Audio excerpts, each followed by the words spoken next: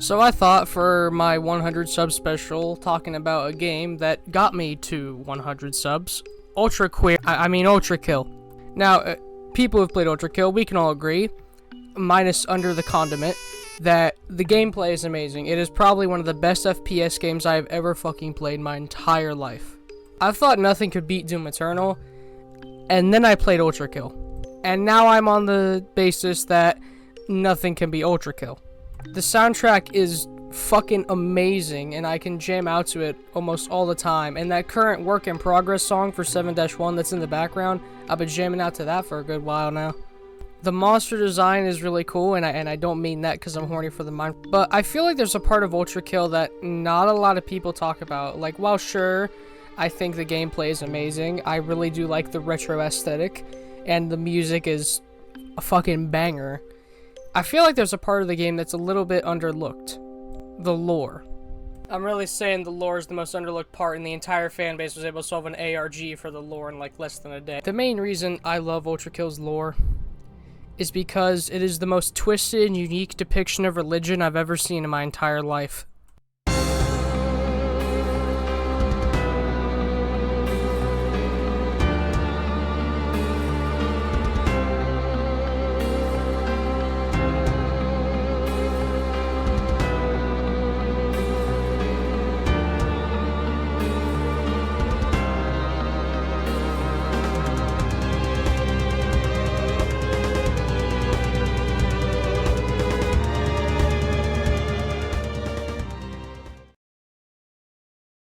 Now, I'm gonna go and get this out of the way.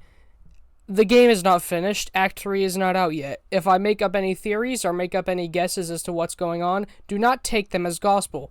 The game is not finished, so if I come up with a theory, it's just like in my head the reason why I think something is going on. So, if I make a theory, do not take that shit as gospel. Yo, so I forgot to mention this, so I'm gonna go ahead and mention it now, but basically a lot of images and info was taken from the ULTRAKILL fandom wiki. So shout out to them for gathering all this info and giving me some images I could use. So hats off to them. Check out that wiki. They got lots of useful information. Yeah.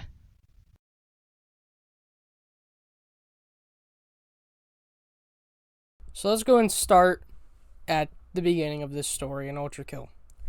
Earth.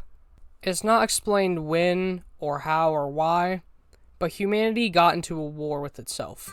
And during this, lots of revolutionary things happened for weaponry. Energy-based weapons were created, meaning ammo was no longer needed. All of the weapons in ULTRAKILL were made off of this whole technology of infinite ammo, which is why in-game you have infinite ammo.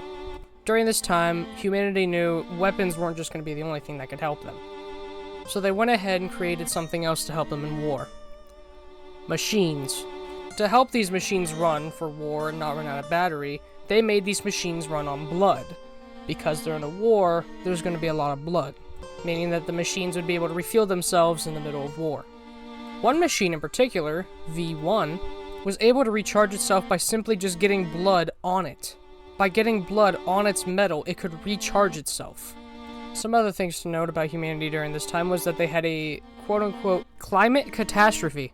They designed street cleaners to purify the air.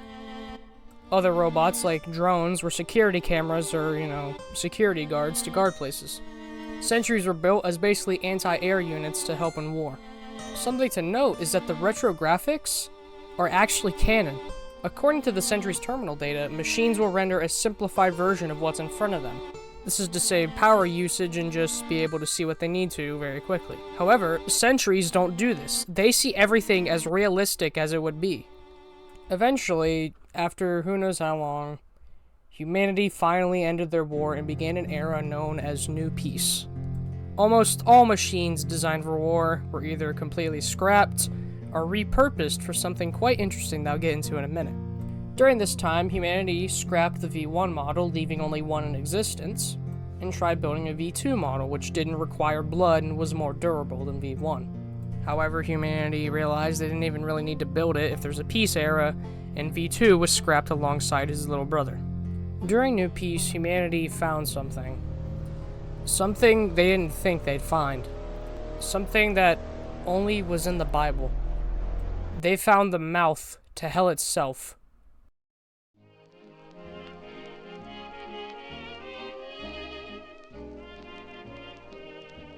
Humanity decided to go ahead and build a mining facility at the mouth of hell. This mining facility itself is what the prelude layer takes place in. While there, humanity found these red doorways that would allow them to basically teleport throughout hell. Apparently, these elevators were able to send radio signals very well through each other, so humanity used these yellow terminals to send radio signals through these red rooms. One item that they transferred into these red rooms was a vinyl record of the song Were You Foolin' by Russ Morgan and his band. The Hell expedition was eventually abandoned. I'll get into that a little bit here. So the vinyl record was pretty much the only real item kind of transmitted through these doors. Terminals now play this music, and researchers believe that it's done this to lure machines. Something to note is that only the instrumental part of the song plays on loop, leading for humans to jokingly say that the terminals are too shy to sing. This could mean that the terminals are in a way sentient. Robots that were once built for war had now been repurposed for hell expeditions. Drones were used to go through and navigate. Street cleaners were used for hell expeditions. Humanity tried using sentries, but they ended up just not using sentries for expeditions. But humanity learned something about hell. Something that the Bible never even stated. For the hype of P2 coming out, Hikita released an ARG, and it taught us one of the biggest reveals about hell. Hell is not a location. It's a living being.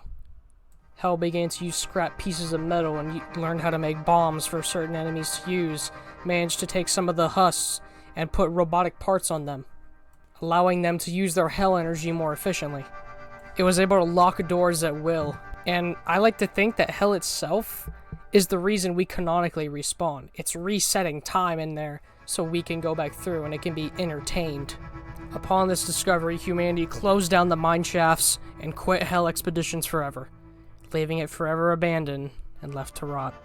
Now, remember what I said earlier about machines running on blood? Well, they need blood as fuel. And if there's a new peace era, there's no fuel because there's no war. And eventually, the machines began to get more and more thirsty for fuel. While not stated, it's very heavily hinted at by Minos. Machines most likely caused or had a part in the extinction of humanity. At the beginning of the game, we learned that hell is full and mankind is gone. Either humans doing something themselves, machines most likely causing this, or a mix of both. Something caused humanity to go extinct. If mankind's all dead, there's nowhere left for the machines to go. But remember that gate to hell? Well, the husks down there have blood. The demons have blood. And so the machines set foot to the gates of hell.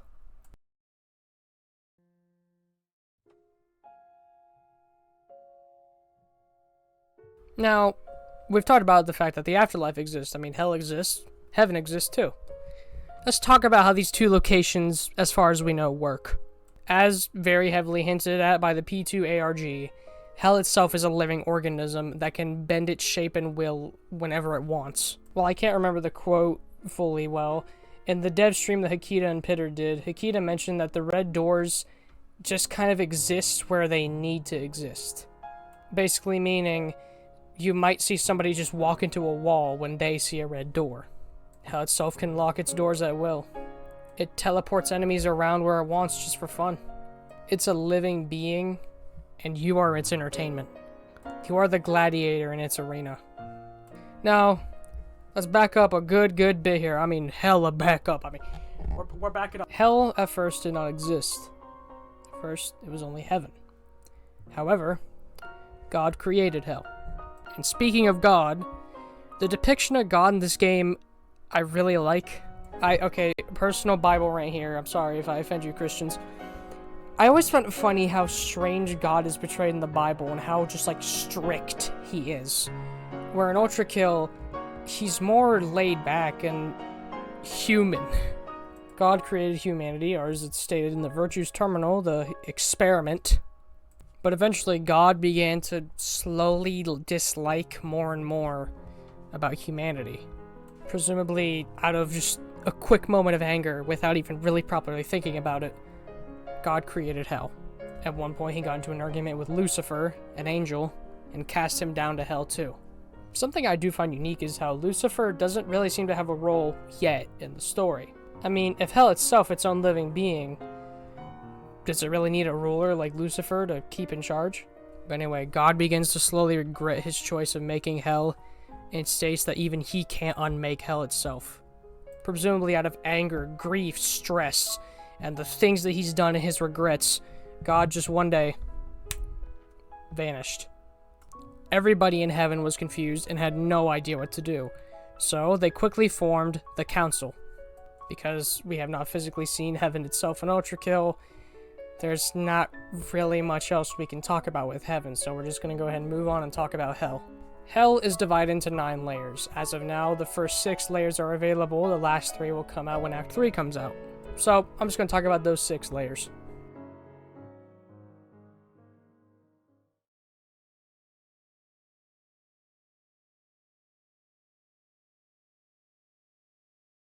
The first layer of hell is Limbo.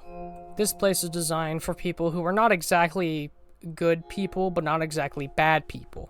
Basically, they didn't put enough faith into God, but they weren't a bad enough person to go to hell. Limbo is less of physical, painful torture, and more of mental torture. The walls itself are fake and just holographic projections. The bird noises you hear come from speakers located in the corner of rooms. The water is not real and is actually just holograms. Essentially, you're in what is a fake heaven.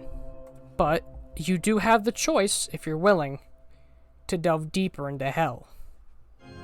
So hell's main thing here with Limbo is less of physical torture and more the mental torture of, do I stay in Limbo and be bored for the rest of eternity, or delve deeper into hell where my punishment can get worse? Speaking of that, the next layer of hell is lust.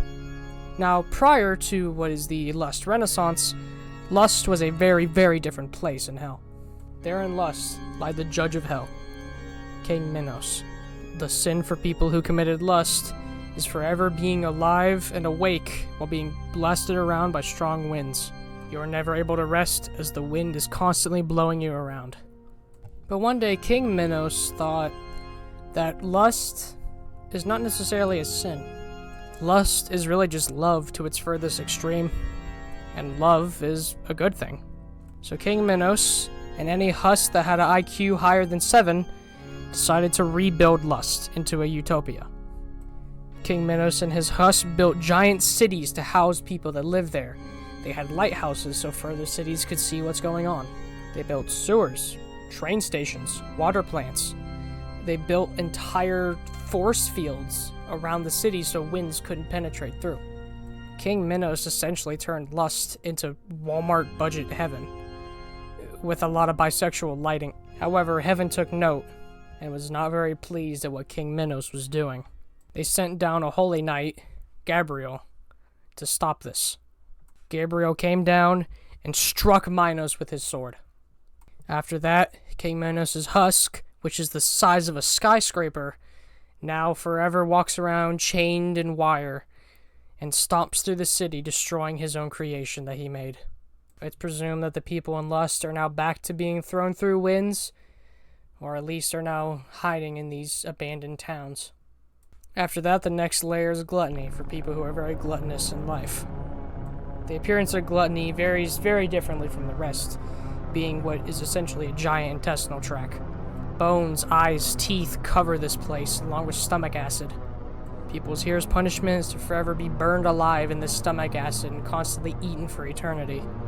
I forgot to mention this, I apologize, but after the destruction of King Minos, Gabriel was now the new judge of hell, taking Minos' place as the judge. Gabriel seems to reside now in gluttony, where he rests, waiting for sinners to make their way there. That or he just travels between hell a lot. I mean, I can see that. Within gluttony lies a prison for King Minos' soul.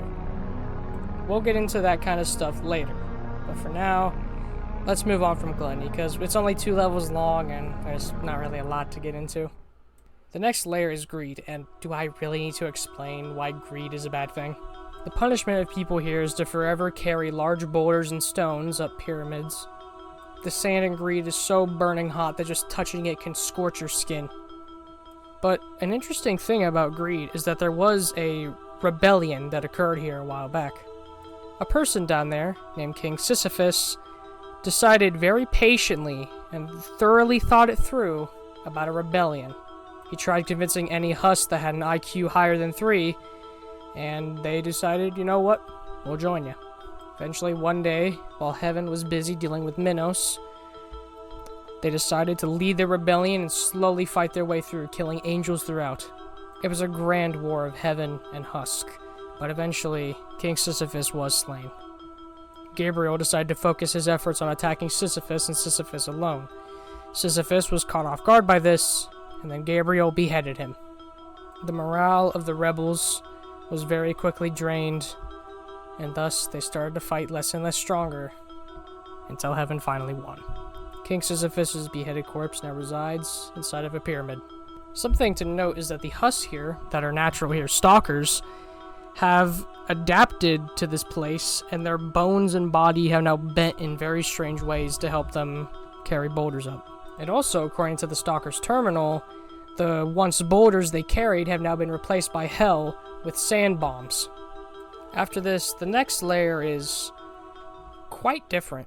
The next layer, Wrath, is for people who let their anger get the best of them. People in Wrath are forced to forever drown within what was once the river Styx.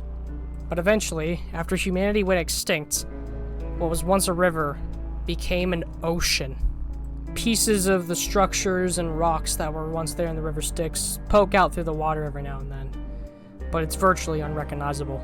And in this layer, we encounter the ferrymen, who are actually quite important to the lore. Ferrymen essentially serve as a tour guide for hell. When a ferryman is killed, because there can only be one ferryman per ferry boat, their skull is then used as a key to unlock doors in hell. Every skull key that you've used once belonged to a ferryman's body. As to where red ferrymen come from, I don't know. I just kind of assume they're really, really old ferrymen that finally kicked the bucket. That or Hakita just, wanted a separate color, and I'm looking way too much into it. Whenever a ferryman tries to take over another boat, they must battle to the death. Now, how exactly can this be fair? The ferryman who owns the boat keeps the knowledge of whoever they kill. So, say some ferryman who's controlling a boat, has to meet with a new guy who knows how to make a fucking rocket launcher. The guy who knows how to make a rocket launcher will probably take over the boat and learn everything else that ferryman had. These ferrymen have been promised by heaven that one day, for their holy actions of helping people, they will eventually be taken to heaven. However, they still wait for that to happen to this day. Gabriel does see the good in ferrymen, and as we read from a diary, even rescued a ferryman at one point when the river Styx turned to the ocean Styx. Ferrymen have lots of devotion to Gabriel, and out of respect for Gabriel, built idols. Now, the cloth that ferrymen wear, which is to hide their face because they hate the way that they look, and the reason they're a skeleton is because they dig their skin off that... The lore can get really disturbing sometimes.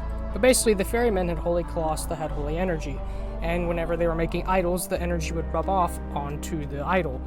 And what was once a demon shell with hell mass and too small to even create a demon, then created the idol. Also, a fun little trivia fact, idols are way taller than you think, but they're usually hidden in the ground. But anyway, the final layer that we have access to is heresy. Heresy is for people who committed crimes against God and religion. Here, the city is permanently always on fire, and is called the City of Dis.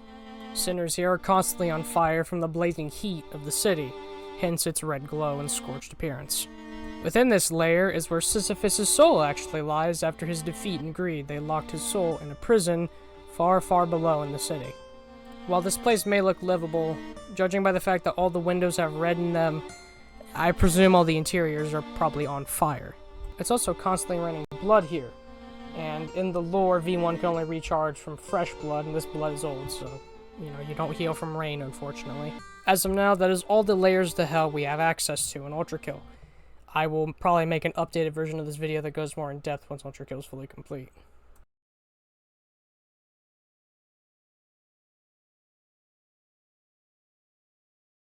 Now that we've went ahead and talked about the lore, let's go ahead and talk about the actual events of the game.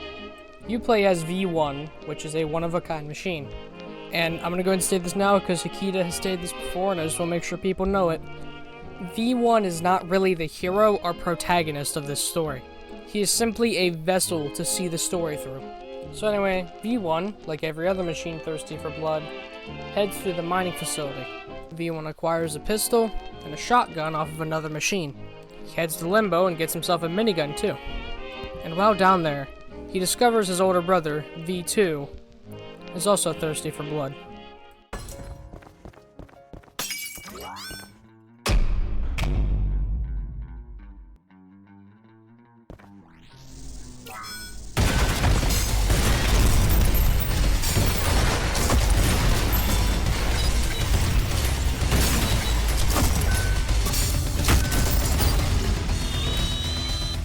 V1 is able to defeat V2 and acquire his arm, the Knuckle Blaster. V1 makes his way through Lust, gets a rail cannon that he can use to just plow through enemies. He ends up discovering the corpse of King Minos and ends up defeating the corpse of King Minos. V1 makes his way into Gluttony, and there he meets Gabriel. Machine, turn back now. The layers of this palace are not for your kind. Turn back, or you will be crossing the will of God.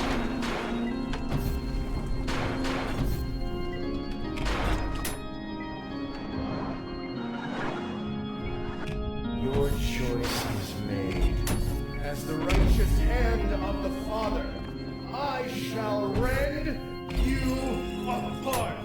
And you will become inanimate once more. Behold, the power of an angel! While Gabriel puts up a good fight, V1 puts up one that's better. What? How can this be? Bested by this thing?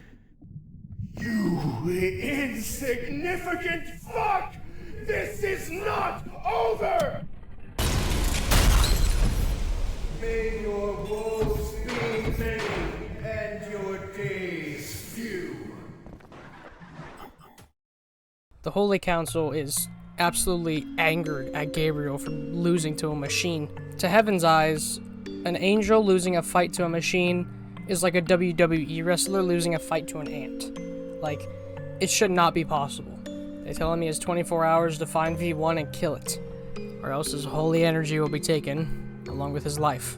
Gabriel promises to strike down V1 with such anger, even metal will bleed. V1 makes his way into Greed, and down here we actually meet our first angel enemies. As of now, Virtues are the only enemy we fight that are related to Heaven, minus Gabriel.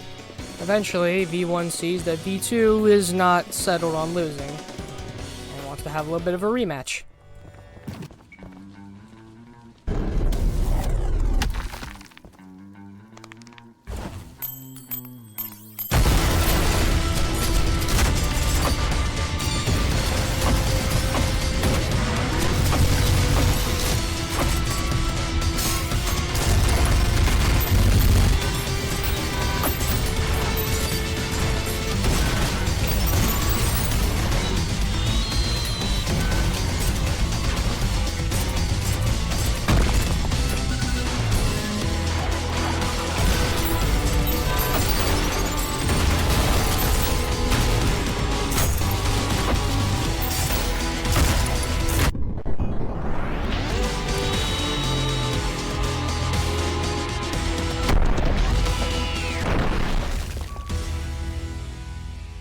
Even with more combat tricks and an upgrade to his arm, V2 still loses.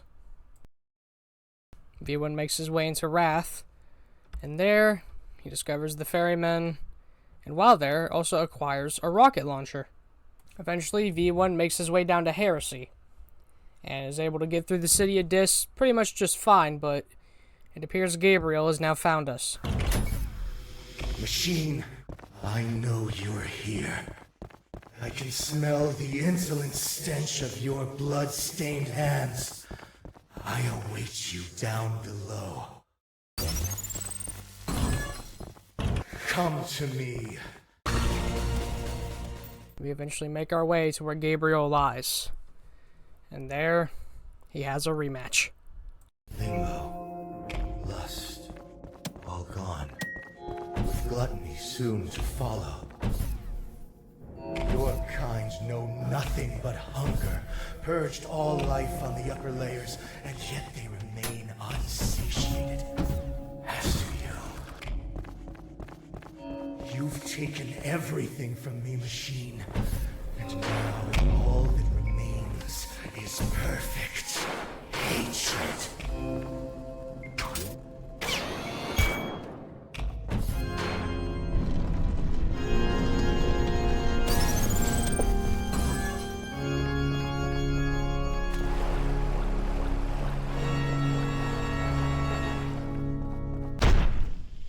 Machine, I will cut you down, break you apart, splay the gore of your profane form across the stars. I will grind you down until the very sparks cry for mercy. My hands shall relish ending you here and now. Something to note is how he starts angered, but then gets happier and calmer at the end of the fight. The complete polar opposite of what happened before. And no matter how hard he tries, we end up defeating Gabriel. Show me what you were made for. Twice, beaten by an object. Twice. I've only known the taste of victory, but this taste is this my blood? I've never known such relief. I need some time to think. We will meet again, machine. May your woes be many, and your days few.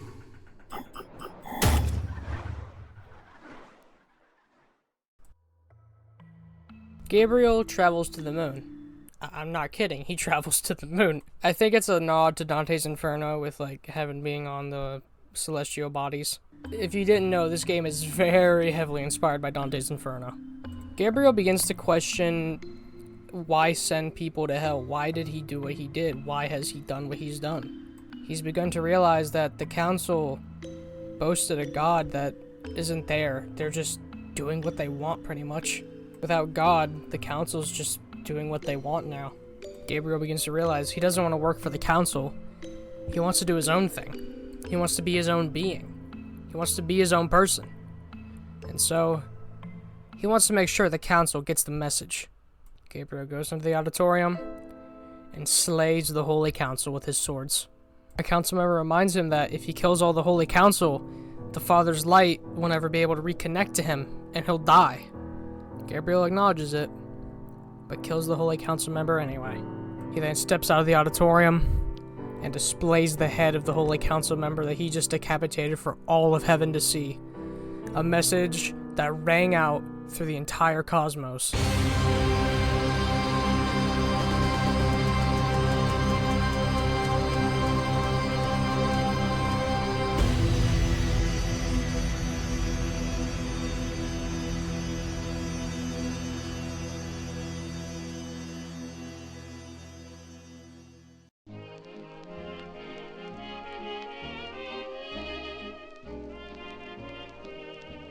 Alright, next up, enemy lore. Firstly, I'm going to explain how each different species works, and then go into different, the enemies of said species. As of now, there's about 6 species in the game, only 5 of them I think really count. You have Hus, you have demons, machines, angels, prime souls, and other. Other is stuff like the flesh prisons or the secret enemies like the mysterious druid and something wicked. So, let's go and talk about Hus. Hus, the way they're formed, their size, appearance, and what they can do is based off of a few things. Based on how well known they are and the value of the soul determines their appearance. If you're just like random Joe down the street that no one knows and you maybe said hi to one time, you're probably going to be a filth. And say King Minos, who was known by literally everyone that lives in hell, his husk is the size of a goddamn skyscraper and is given permission to have eyesight. That is a fun fact about all husks, they do not actually have eyes. Maybe stalkers, but I don't know if they can see through their gas mask. According to Hikita, they're able to detect the vibes V1 puts off. Something unique about schisms, this enemy, is that they are formed when two souls or multiple souls merge in the same place. And throughout the game, we have seen husks that are technologically modified by hell, such as soldiers and stalkers. The first enemy of husks is Filth, who are so well forgotten that they don't quote-unquote deserve to have a full body. They have the IQ of a goldfish and look like a piranha. Strays are slightly more known, slightly more valued in human life, but not by much. Something to note is how they actually show fear, and if you get close to them, they'll run away from you. They're also able to use hell energy to throw at you and, kill you. Schisms, as I mentioned before, are multiple souls merged into one place. They fire in a kind of sort of little pattern of sorts. Soldiers seem to be modified strays that have had pieces of machinery thrown onto them. The machinery seems to help them be able to control their hell power more and fire it almost in like a shotgun pattern. Stalkers are husks that have committed the sin of greed and are forced to carry boulders up the pyramids of greed forever. However, hell has recently replaced their boulders with sand bombs. The sand is so hot and dry that upon making contact with an enemy and slamming it into the ground, also killing the stalker, the sand will dry their blood, not allowing you to get health and blood from an enemy because their blood has now been dried. Sisyphean insurrectionists are the followers of Sisyphus. After their defeat, Heaven decided to remove anything that was not necessarily needed for them to function doing their sin. This included their head, a good chunk of their torso, and their right arm. The ferrymen we discussed earlier, but I'll just re-explain it, The ferrymen are husks who are so powerful and well-trained in what they do and are blinded by their faith that Heaven has decided to go ahead and let them transport souls throughout hell. Ferrymen's hopes are ultimately that they'll be taken to heaven one day for their actions.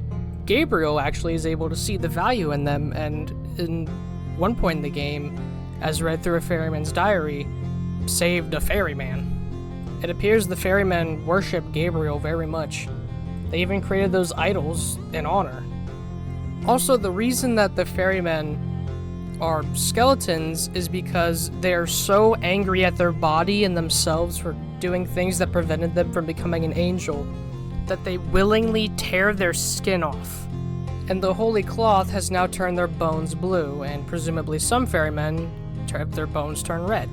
The corpse of King Minos is one of the rare examples of husks throughout the game that is very well known and has eyes.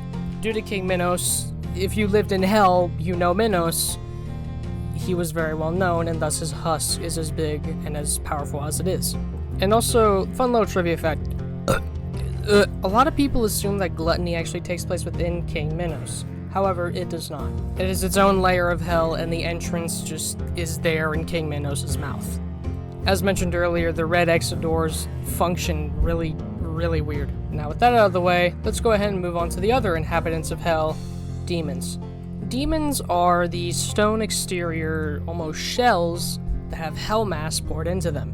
While it's not explained what hell mass is, I personally theorize it's the flesh of the physical beings of sinners, and then their souls are molded into husks, and the original person's flesh is then turned into hell flesh to power demons. Sometimes we can even see the flesh almost exposing itself out of the shell due to just how much is in it.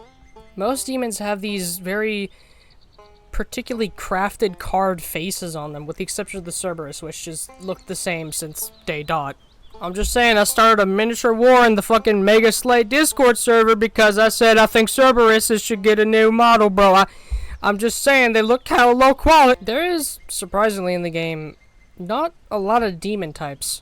There's only really 3 main demon enemies, 1 mini-boss that appears a lot in the Cyber Grind, and 1 demon boss. Anyway, let's go and talk about the first one. The Malicious Face.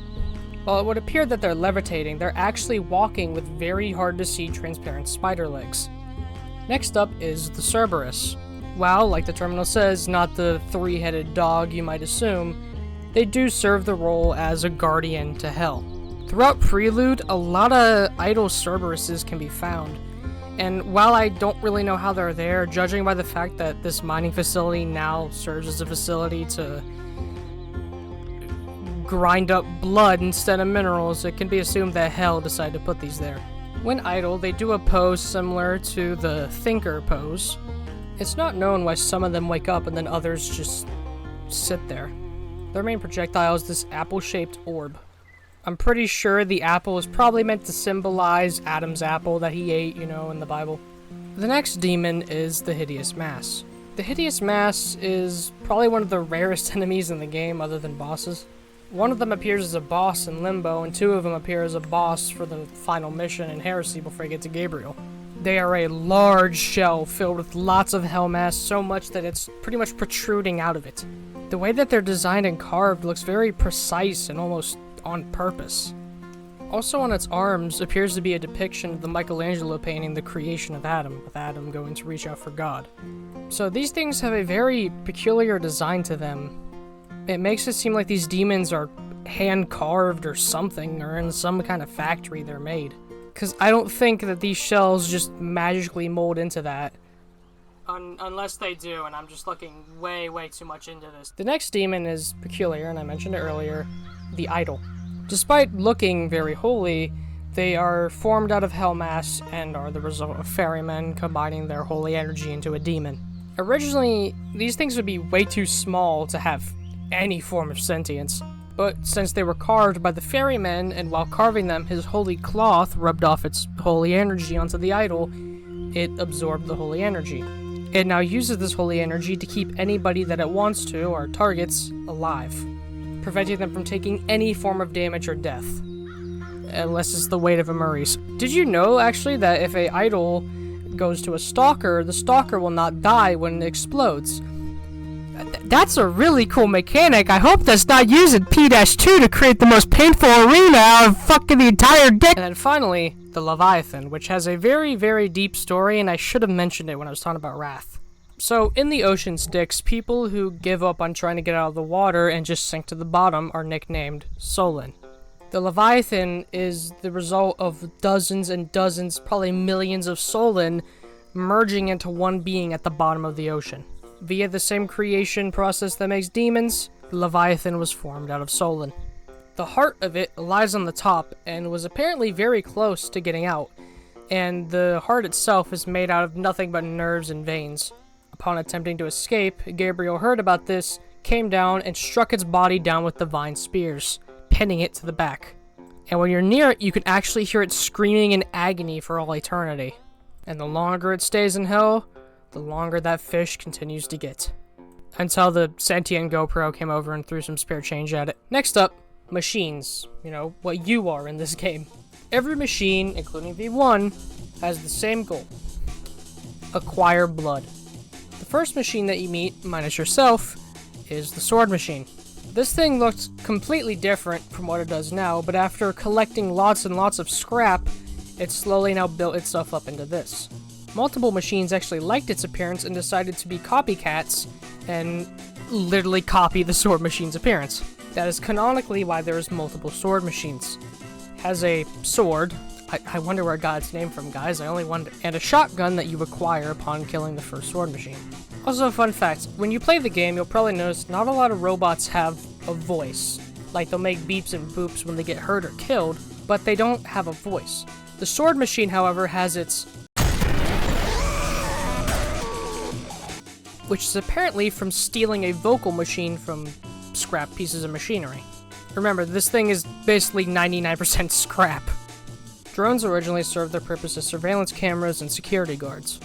To keep production costs low, these things have very limited intelligence. Also, apparently their non-lethal ammunition has now been scavenged out from machines for greater efficiency, with that new ammo apparently being hell energy, I guess. We'll get into hell energy and machinery later, don't worry. Street cleaners were originally meant to purify the air during a quote-unquote climate catastrophe that humanity went through. Eventually, they were repurposed for hell expeditions. Something to note is how they seem to breathe even though they're robots. Mind flayers, I don't know what the original machine was meant to look like, I'm gonna be honest. That battery thing you see on its back is the actual machine. and probably the legs, I assume. The entire body that the entire internet gets horny over, that entire body is actually made of plastic that the Mind Flayer found. It molded this plastic into a body, and most Mind Flayers seem to prefer a feminine body, but there has apparently been very, very, very rare observations of male Mind Flayers. Mind Flayers have also now learned how to use hell energy as a projectile. Sentries were originally pretty much anti-air units during war. They have the strength to dig their legs into the ground, preventing them from being knocked around unless you have a very powerful explosive or strength. And like mentioned earlier in the video, they see everything realistically, not simplified like what you see as V1. Something to note is that machines like sword machines that build themselves out of scrap, apparently sentry legs are looked at as a very valuable material. As mentioned earlier, V2 is essentially a less combat-oriented version of V1. Next up are the angels, and there's totally a lot to cover in this game. There's like 2 angel enemies, technically 3. The first angel enemy, and the only angel enemy in the game, is the Virtue. Virtues are souls that... Okay, I gotta explain some stuff about angels here for a second. I forgot to do that. So, similar to Hus, angels are formed based on value. Unlike Hus, virtuousness serves as a big factor. Basically, good things about yourself and morals, and, you know, you're just a good person, how good you are. People who weren't so virtuous are virtues. That's kind of ironic. It being the lowest rank of angel, they have a very abstract body, unlike other higher-up angels like Gabriel and the Council. Their job is to complete tasks that higher-up angels in the Council view as petty. They're basically the janitors of heaven. Something to note is that the type of virtues that we fight as Hell Wardens throughout Hell have their eyes hidden or removed. Little is really known because I can't really say this without explaining the terminal lore, but basically the terminals don't have enough data about angels' past to really decide why they have no eyes. But it's believed that similar to Hus, only the highest of angels get the gratitude of having eyes. Next up is Gabriel, and oh boy, there's a lot to cover here. Gabriel is one of the most well and respected archangels of heaven, which helped gain him his power and status. Regardless of what the council would say, he would always do it no matter what. He is very well loved among the angels of heaven for his personality and the way that he acts. After his defeat from V1, he struck out to kill V1, and enjoyed not actually having to follow someone else's mission, but do his own mission. This is why at the end of the level, when we kill him a second time in 6-2, he questions the council's faith. He questions why the council does what they do, and why they chase after a phantom.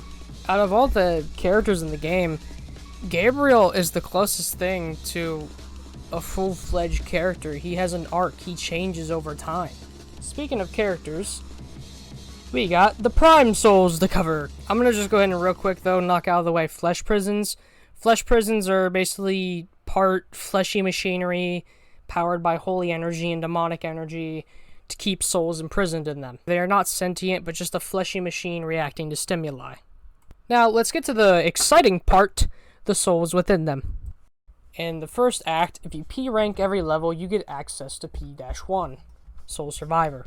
Here we find the prison that King Minos has been locked up in. We destroy his flesh prison, eventually we crack it open, and then it's King Minos.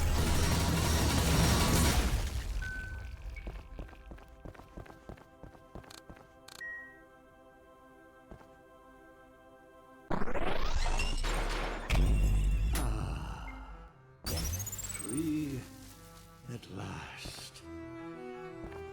Oh, Gabriel, now dawns thy reckoning, and thy gore shall glisten before the temples of man. Creature of steel, my gratitude upon thee for my freedom. But the crimes thy kind have committed against humanity are not forgotten. And thy punishment is death. Something I note about his speech is how he seems to imply that machines are the ones responsible for humanity's extinction, and or, at the least, played a part in it.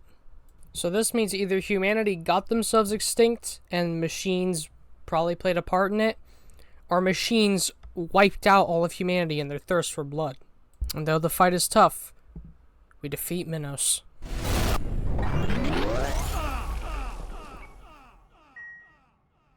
Forgive me, my children, for I have failed to bring you salvation from this cold, dark world.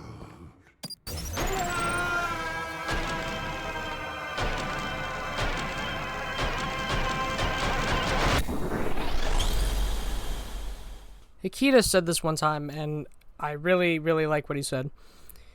King Minos' story, we didn't end it. We just got to saw the conclusion. The next prime boss is P-2. And if you're like me, when this first came out, and you were able to shred through Minos, you thought, oh, it won't be that hard of a level. I died a lot on my first run. But anyway, after going through this fucking horrid trial, we're able to reach Sisyphus' flesh prison. Something to note is how it's locked away very uniquely. It's buried underground in the city of Dis, and there's lots of warnings and locks and gates. He even has an upgrade to the flesh prison, the flesh panopticon.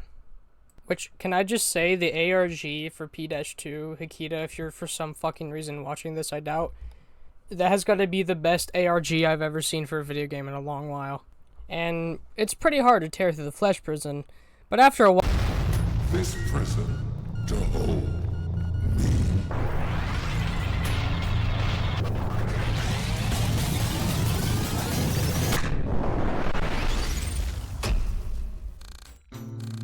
A visitor. Indeed, I have slept long enough. The kingdom of heaven has long since forgotten my name, and I am eager to make them remember. However, the blood of Minos stains your nails, and I must admit, I'm curious about your skills, weapon. And so, before I tear down the cities and crush the armies of heaven, you shall do as an appetizer. Come forth, child of man, and die. Though Sisyphus tries as hard as he can, we're able to, probably by skin on your teeth if you're like me at my skill level, defeat him.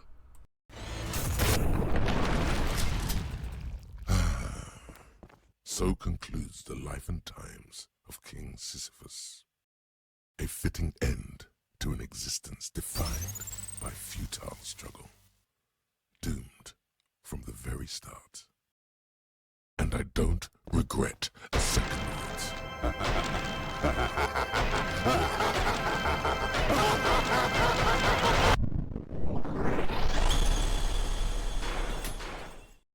As of now, the third prime boss is still in development because, Act 3 isn't out yet.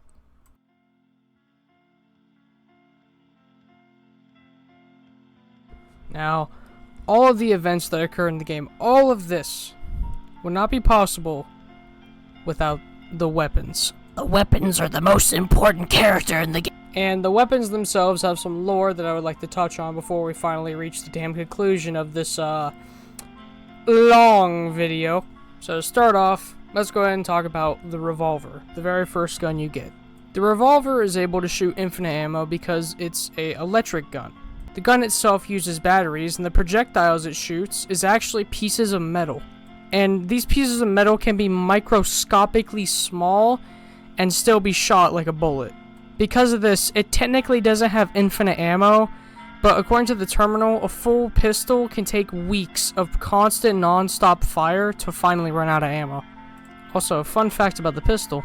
Because of how easy it is to get ammo, some people during war would just take a knife to their gun and scratch off some flakes of metal. Because of this, pistols that had lots of scratches and very uneven surfaces from being flaked is looked at very highly because it means that the pistol is reliable and has been used for some time. Next up is the shotgun. The shotgun is a more experimental, less popular type of weaponry, heat weaponry. Within the shotgun is a core, and every time it's fired, it does have to be flicked open and then flicked back to prevent it from exploding, which can occur if you overcharge it. Basically, heat goes into the gun and can be shot out, and if you're good enough, punch the fucking heat. And also, unlike electrical weapons, this is legitimately infinite ammo for the shotgun. As long as there is heat, which is virtually anywhere you are, the shotgun can fire. Next up is the nail gun, and this one's kind of sort of interesting. Unlike the other guns where you use the gun itself, this gun is built out of an old ammo-based gun and a futuristic nail gun. It was presumably designed by either a robot that worked in construction or just some random robot that needed to defend itself when humanity went extinct and robots were bloodthirsty. According to Hakita on his discussion page on Steam, he mentioned that the way that your nails slowly regenerate in this game is through the iron that V1 collects out of enemies. By collecting the iron in the blood, he then processes it into nails, which, that's kind of fucking cool, I'm not gonna lie. Next up is the railgun. The railgun originally served its purpose as essentially a mobile generator during war that could be moved around to power camps. However, a machine decided to take it and turn the damn thing into a gun. However, due to how much energy it releases in a shot, it takes a very long time to recharge. Next up, the rocket launcher, and this one has some of the most complex lore, so stay with me on this. The gun's original purpose was construction, building trenches, and delivering explosives. I'm sorry, what? There was originally a version of it that was a weapon, but however, chemicals in the explosives for said rocket kept accidentally blowing up, and the weapon was deemed useless. Now, if you're wondering why rockets don't explode when you don't hit something, that's because there is no chemical reaction. You're basically just shooting a piece of metal really, really fast. But machines decided to take this gun and mess with this whole chemical thing that humans didn't understand. Instead of being powered by chemicals, the rockets could be powered by blood. So what this means is, if a rocket makes contact with somebody via a direct hit, the rocket hits them, reacts to their blood from being hit, and then explodes. Something to note is that it says how machines were the ones behind this, but when you find it, it's on a dead ferryman, and there's even a painting of a ferryman wielding it. This either means that the ferryman took it from a machine, or was perhaps the creator of the original rocket launcher and maybe modified it himself, or took said modified rocket launcher from a machine, or I'm just looking way too much into it. Now, I'm not going to get into the arms because it's just different arms from different machines. The feedbacker is just V1's hand, the knuckle blaster is just V2's hand, the whiplash is from some random machine that V2 took parts from. We currently don't know what the yellow hand is, but I'm going to make a bet and say it's the sword machine's sword. Knowing Hakita, he's going to find a way to surprise us.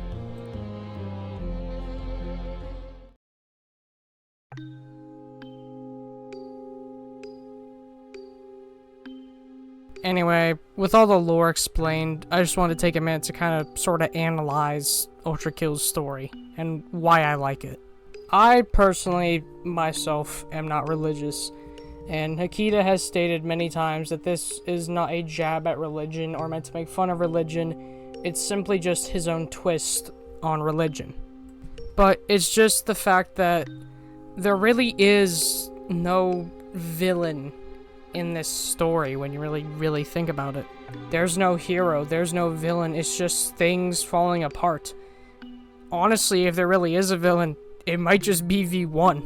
He's killed Heaven's best knight, he's killed countless demons, which are the only thing really left of humanity at this point, now presumably gone from existence itself. He's killed angels, he's done horrible things. V1 is arguably the big bad here. Maybe Sisyphus or Minos, but they have a reason for fighting, because they want to fight against their punishment. And Heaven's just trying to keep Heaven together and Hell together after God just up and left. Machines are bloodthirsty because they were built and powered by blood during humanity's war. So they're just doing what they need to survive. Humanity got themselves killed in some way, either with machines or without, and left machines now forever bloodthirsty.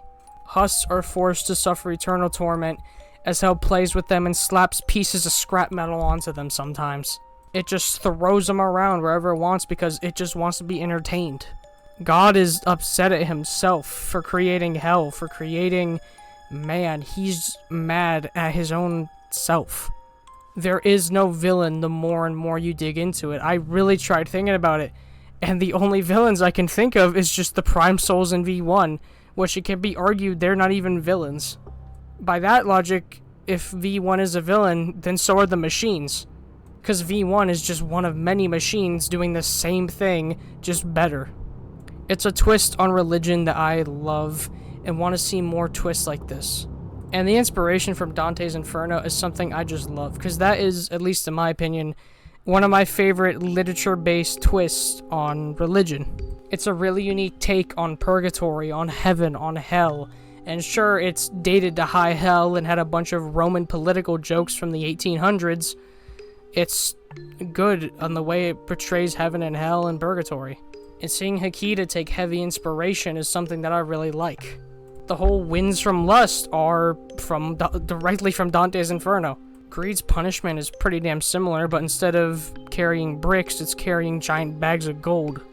Heresy is pretty much directly inspired from Dante's Inferno, with the whole thing of a burning city burning forever. Wrath and seeing what was once a river turn into an ocean is just something I love. Hell, there's times during that one level I just sit and stare at the Solent in the sea. While ULTRAKILL is looked at for its amazing soundtrack and its amazing gameplay and retro graphics, which I agree are absolutely amazing, I feel like its story might honestly just be a work of art. It takes the idea of religion and heaven and hell and puts such a unique twist on it in such a tragic story, and along with this whole thing of, is there even a villain? Is there even a hero? Is this just a tragic story of lots of consequences? Is the result of this from humanity going into war and creating machines? Is it from them finding hell and giving robots a way to get there? Is it hell for deciding to torment its husk and robots and everything down there? Is it heaven for the council trying to replace God but basically just form their own god? Is it heaven for trying to maintain order in a situation where order can't be maintained? Is Gabriel the villain for killing the council? Are you the villain for killing countless husks and removing the only thing left of humanity? And by an extent, are the machines the villains for doing this? And that right there is what I love about the story, is how there is no real clear answer to that question. And maybe we'll get an answer to that question by the end of the game when it's finally finished. And the teaser for Act 3 that came out as I was making and editing this video, Hikita, why'd you have to do this to me? And its unique twists on all the layers of hell. I'm interested to see how this story will conclude. And I know one thing for sure, and it's that when I reach that final level, I beat that final boss, and I get to that terminal and it finally sings, I'll probably shed a tear. ULTRAKILL is a work of art, not only in gameplay and music, but in story. It shows that retro games can have a deep and interesting story that can go down a rabbit hole forever. And if for some godforsaken reason Hikita is watching this, thank you for creating probably one of my favorite video games of all time. And with that, I have one last thing to say to you viewers. Is there really such thing as a villain?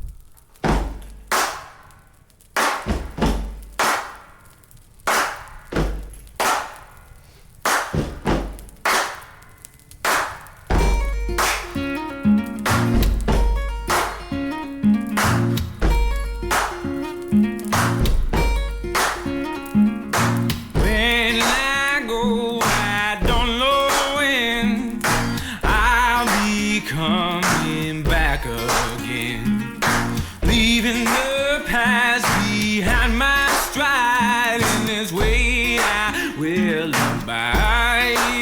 They call me the wanderer. They call me the wanderer. They call me the wanderer. You know I got to keep moving on. Let these chains down low keep me from getting too heavy to go. When I feel that tug come from within, you know I got to be moving on. Whoa, oh, oh, oh, oh, oh, oh, they call me the they call me the wanderer.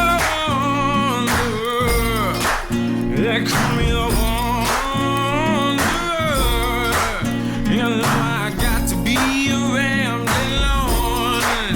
They call me the wanderer.